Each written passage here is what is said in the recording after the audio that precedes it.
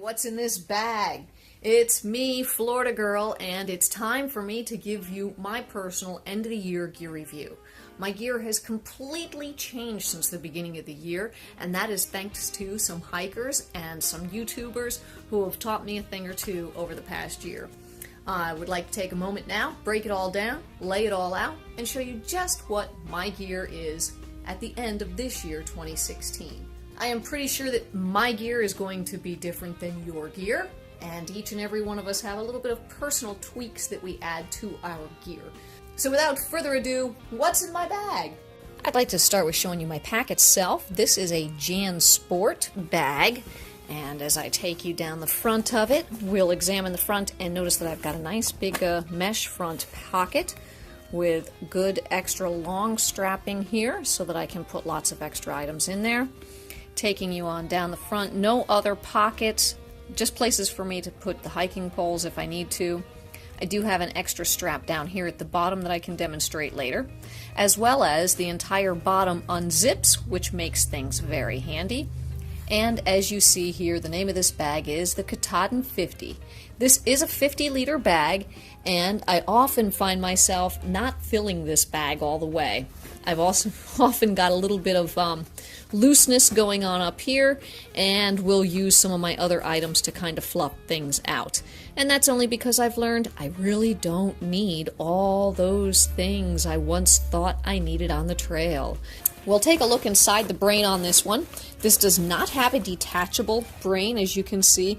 This is completely sewn to the bag. I won't be able to remove this piece, even though I personally feel like, maybe I don't need it. I do go ahead and I utilize it. Let's see what's inside the brain. And when I come in here, I like to keep things in small, lightweight, easy to reach bags. So this one's one of the ones that I kind of consider my bathroom bag. It's got the toothbrush, toothpaste, any kind of lighters, eye drops, some extra batteries, powders, and things. Coming back inside, I've got small containers that hold my items. I always carry this device with me. I know. A true ultralighter would say that that weighs a ton and they wouldn't have any purpose for it. However, it comes in handy. As you see, it is a Leatherman and it's got lots of great uses. One of the best dry bags on the market and least expensive right here. I keep some of my larger electronics inside of a Ziploc bag. Going back inside, what else have we got here? I like to keep my headlamp. Typically, I remove one battery so that it can't accidentally get turned on no matter how many times it gets clicked. And then I just kind of drop that battery loose in here and put it back in when I need it. That has been my personal solution because oftentimes I've looked in here and for whatever reason, multiple headlights I've owned have been turned on. So, with that, remove the batteries and that'll save you from turning your headlight on. This specific headlight really served me quite well, was not a problem, had a red light on it, was very nice and bright enough for me. However, when you stand next to somebody who's got a really, really quality headlight, all of a sudden you realize how low quality your headlight that you got from Walmart actually is. Some other quick items I might keep up inside the brain, maybe one of my visors because of the sunshine, and probably a few little trash bags or doggy bags so that I've got something where I can quickly, easily dispose of my items that I need to. Let's go ahead, flip this thing over, and take a look inside. I just pulled this out, and you're probably wondering, oh my goodness, what is this mess? This mess is one Tyvek bag, two Tyvek bags. They're almost to the point that they're like cloth, and hiding inside here, this is about 6x9 sheet of Tyvek. This little piece of Tyvek saved my hide when I was out there on the Appalachian Trail for the brief period that I was. It was cold out, and to me, being in the 30s overnight is cold. Hard freeze is really cold, and my bags and stuff are made for nights that are in the 70s. So I had this wrapped around me, and it really helped me a lot. Now, some other uses that I have found for it, of course, it makes a great tarp because this is waterproof material. It makes a great tarp that I can set down on the ground where other people can sit. It's nice and soft and squishy, as you can see here. So it also Makes a good pillow if I need it for that sort of thing. It makes a great sit-upon in case I need to sit down and have a place to sit. And then I also have it inside of these two bags. These bags maybe weigh less than an ounce. So for my ultralight fans that think that I'm overdoing it, they're really lightweight. And honestly, the reason that they're so squished up like this is because I wore them over top of my socks for a little while this past May. And it was supposed to have kept my feet from getting wet. I'm going to tell you, it didn't do so much to keep my feet from getting wet. So this squishes up to a super small size. It's really lightweight. This is well under a pound. Well under a pound. So I'm going to keep this in my bag for the time being because it's so helpful to me. So this is another item in my 2016 gear bag.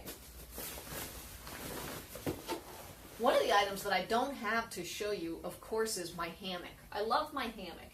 I've come to the conclusion that I really like my hammock and my tent to personally be with me. It isn't an ultralight thing. I could totally get rid of the hammock. It is a comfort thing. However, for example, I stayed at the Four Pines Hostel back in May, and when I did such, I went up to the barn where all the hammock hangers were hanging.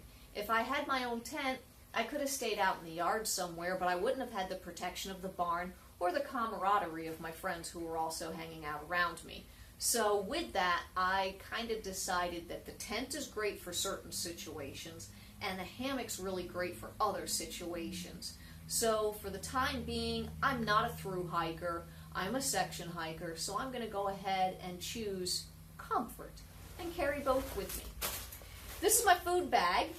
A little empty right now. Nothing more than a really lightweight nylon bag that has straps on it also, so if I needed to at any given time, I could just throw this on my back and use it as my day pack. That's called slack packing.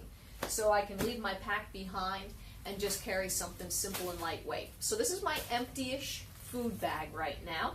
That's one of the items that stays with me. It's like, what are we going to find inside next? My raincoat. This is my raincoat. I did buy myself a pair of rain pants this year, and the reason being in Florida, things are different than other places. It rains, and it rains a lot, and it rains often, and you'll find yourself out there and maybe have a need for such a thing. I actually haven't needed the rain pants this whole entire year since I bought them, but this jacket is wonderful.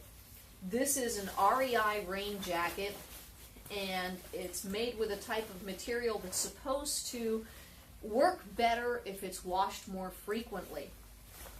It's called Event. Well, I really like it, but one of the problems that I had with it was starting to lose its waterproofness. The raindrop would fall on it, and instead of rolling off like a waxed surface, it would actually absorb in. So what I decided to do was I found some waterproofing liquid. It was more of a dip, and I soaked this inside of that. I soaked my bag, and I soaked numerous other items that I wanted waterproofed, and today it is extremely waterproof, and I'm very happy with the turnout. But again, this is something that stays in my bag all year long.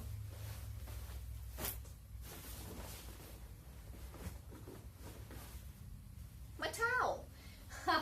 Alright, so this is my camp towel. I bought this one about a year ago. I've had it with me now.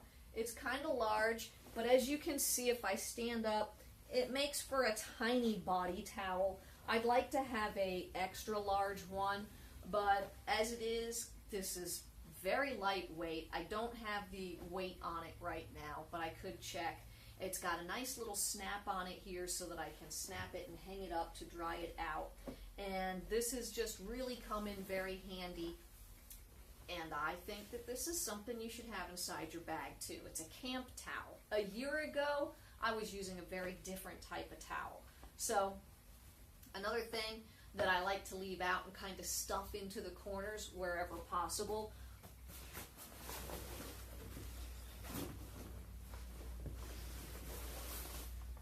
My Thermarest! Yay! It's like Christmas every time I reach in to grab something. I love my Thermarest. Really think that this was a pretty good investment for me. They do make generic knockoffs. There's lots of options out there for you. Get yourself something, though, that's some sort of a nice sleeping pad, because sleeping is really important, and you want to be able to have a quality rest while you're out there. One of the neat little tricks that I learned that I should probably do a whole video on, but there are plenty of them out there, is to keep inside your Thermarest bag, alongside of your Thermarest. There's my Thermarest. This is a home trash bag. Now, I could have had something different, but again, this weighs almost nothing. When I fill this trash bag up with air, I'm then able to put it over top of the little blowhole and squeeze that trash bag's worth of air into my Thermarest. Within about 3 trash bags full of air, I've filled this up. It's really difficult to puff this thing up. Even though it says that it only takes 25 breaths, that's a lot of puffing after you've been out there walking all day long. So, my recommendation to you is a trash bag. Now, how many different purposes can that trash bag serve? I try to keep that one specifically with my Thermarest, but if I had an issue and I needed to, I might be able to grab it and put my backpack in it and keep my whole entire pack dry. I would use a much thicker bag for that circumstance, though. Another video. Alright, so my Thermarest is in my bag. Geez, seems like so much stuff when I start going. My winter bag. Okay, so this is my winter sleeping bag, and this is an Ozark Trail 40-degree bag. This I was gifted on the trail last year when another hiker was lucky enough to win one at Trail Days, and he knew I was freezing to death. Basically, I was in a 70-degree bag, wrapped up in Tyvek, freezing my tuchus off, and like I said, how lucky I was to be gifted this guy.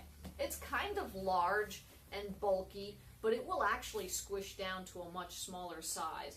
So that is my winter sleeping bag right there. Along with that, we're going to get a little redundant here. My summer sleeping bag. Alright, why am I carrying 2 sleeping bags around at once? Why don't you just get one really good one?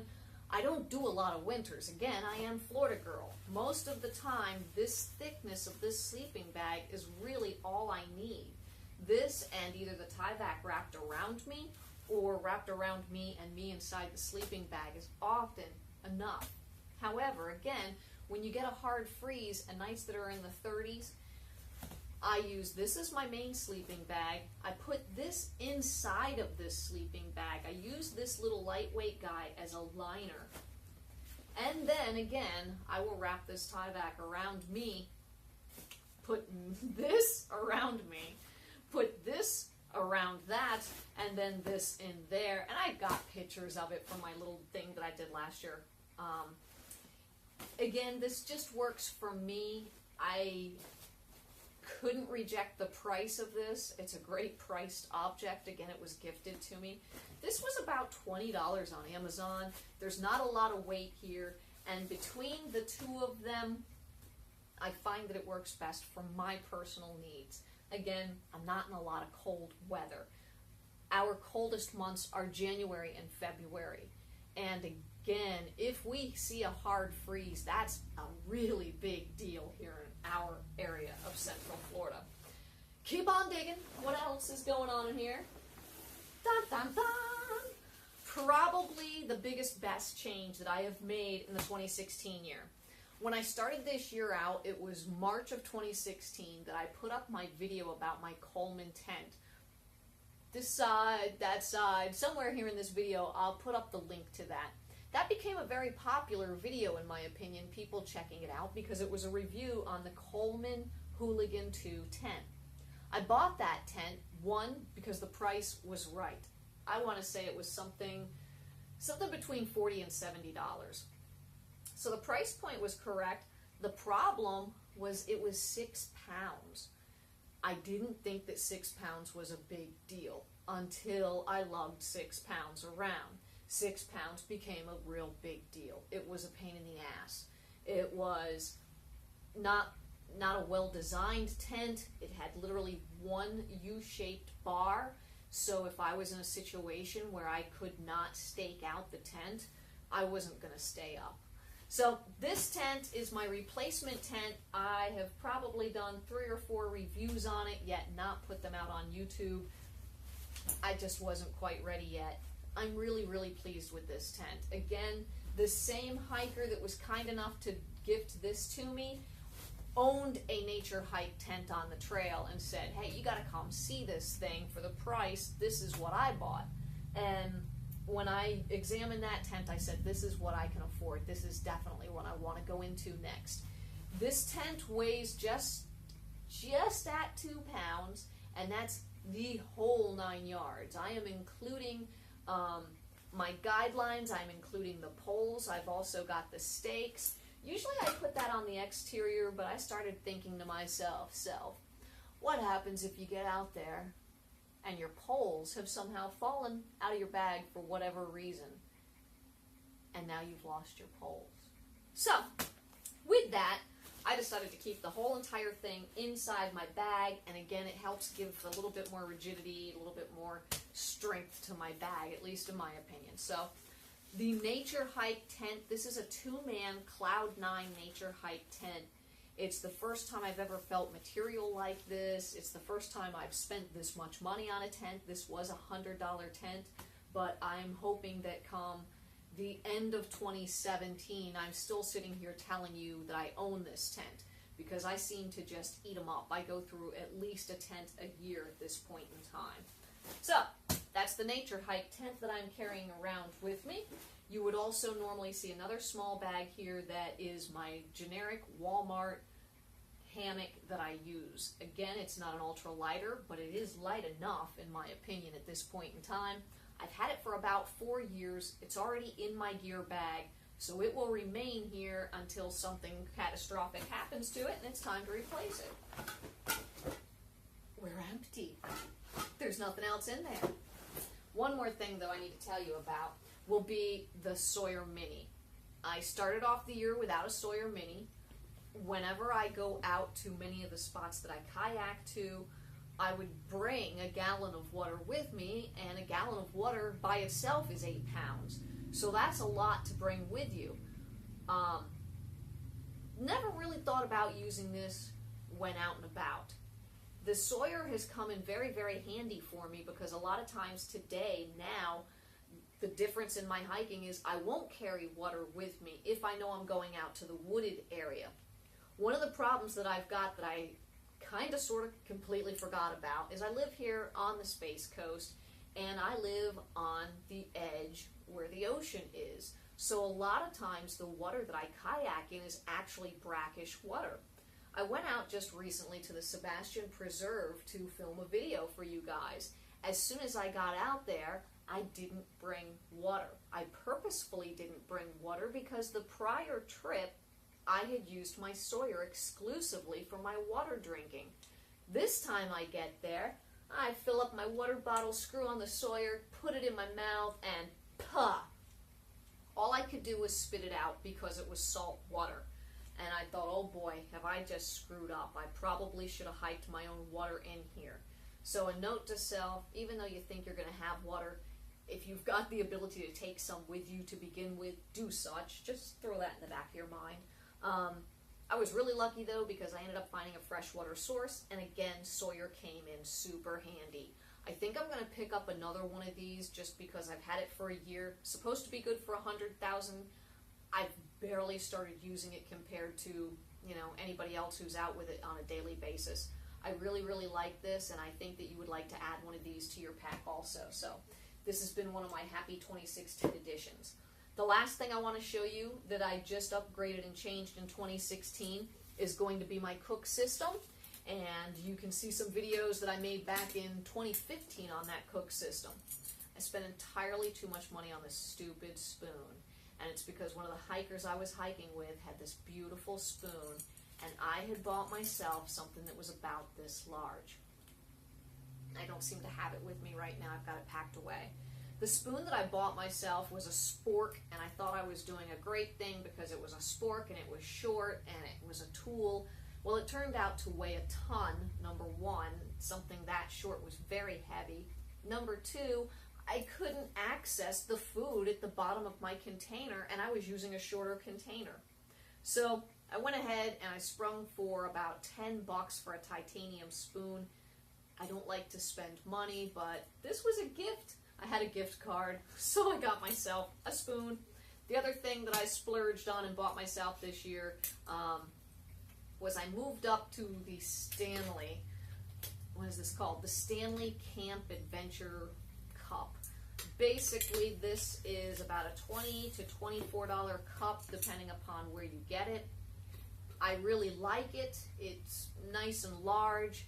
I like the fact that it has the numbers down the side of it like this, giving me my measurements. I really like that it's got a lid. The lid has little drain holes in it so I can drain things. It's larger capacity, so as you see, I like to store my cooking system inside of it. At this given moment in time, my cook system still consists of now my Stanley pot, my spoon, the alcohol stove that I built last year before I went on the Appalachian Trail. This little alcohol stove contains a lid. I've been keeping my Sawyer bag in here, and I'm actually thinking I'm going to turn this into a flask. You heard me. This is a piece of loofah. Loofah, yeah. I know it's kind of ugly and gross, but it is an awesome scrubber, and if I ever need some fire starter, I could always use it for that. But this is actually my pot scrubber. That's my loofah. And then this right here is my aluminum windscreen that I can place all the way around the pot. So I've got that for you also. And that's going to be my newest 2016 cook system that I've started using this year. So there you have it. This is pretty much all of the stuff that I take with me whenever I go somewhere. And of course, I'm not dressed like this. I've usually got some sort of good hiking, camping clothes on, which I've also learned this year it was important to do. A year ago, I would head out on the trail in my cowboy boots just because they're comfortable to me and it seemed like the thing to do. Today, I wear a very different setup. I've changed into a pair of Salomon Trail Runners. That's my main sneaker shoe that you'll see me wearing often when I'm out there. I've changed to where I wear a pair of Columbia or Alpine, whoever the manufacturer is different. The pant material is different. I use a lot of fishing clothing down here in Florida. A lot of times my clothing can get wet and instantly dry, so I really like that wet, dry fishing material clothing that Columbia seems to offer. So things have changed a little bit for me. I feel like I've grown up a little bit when it comes to my gear. I expect to see total changes by next year. Some of the things that I expect to be a little bit different by next year, I think I'm going to change out my sleeping system. I know that I want to add some sort of a travel pillow. Right now I'm kind of being cheap on the pillow thing. My pillow, oftentimes, is a bag like this one. My clothing bag is just like this one. So it's often my clothing bag, stuffed full of my clothes that I'll use as a pillow. Sometimes that works just fine. Other times during the summer when I take a lot less clothing with me, I'll find myself going, uh-oh, need something. So at this point in time, I'm thinking I'm under 20 pounds, and that's pretty darn good. My bag itself, the bag alone is right at 2 pounds. So any heavier, that wouldn't be a good bag. But right at 2 pounds for this bag. I've got my tent right now. My tent is right at 2 pounds. So between my tent and my bag, 4 pounds. My sleeping bag right there, I'm going to say, is over a pound. So let's say between the two sleeping bags, let's put that in at another 2 pounds. So that's 4 and 2, we're at 6 pounds right there. Let's throw in a thermarest. Let's round it up to 8 pounds and get crazy with it. Where I'm probably going to add a lot of weight is right here with this cook system. I've got shipping scale, and I hope to be able to figure out what the weights are on these things, because it's just kind of nice to know, and geeky like that, I'll be able to share it with you. But by the time I get this all together, I want to call it at least another pound by the time. So we have said that we were at 8 pounds with the sleep system and the tent and the bag. I'm going to go ahead and throw in my cook gear, say that's a pound. I'm up to 9 pounds right now. And then my clothing's usually on me, which is ultralight. We've got a towel and a tarp. Let's add that up. We'll say we're like 11 pounds. Some sort of a jacket. I've always got my rain jacket with me. Always going to have my Sawyer with me. Let's see. I got my Lucy light that I'm going to have with me that weighs nothing. What is going to have a little bit of weight to it is going to be the electronics bag, because the cell phone charger that I carry, and all the little GoPros and the cameras and whatnot. So let's call that at least another 2 pounds. So I'm at about, let's say 14 pounds. And I'm just totally guessing it here, and I'm trying to guess on the heavy end. So I'm just calling it 14 pounds for all this stuff. And then I usually carry 2 32-ounce, so that's 64 ounces of water with me. Food, we're probably looking at maybe another 2 pounds of food.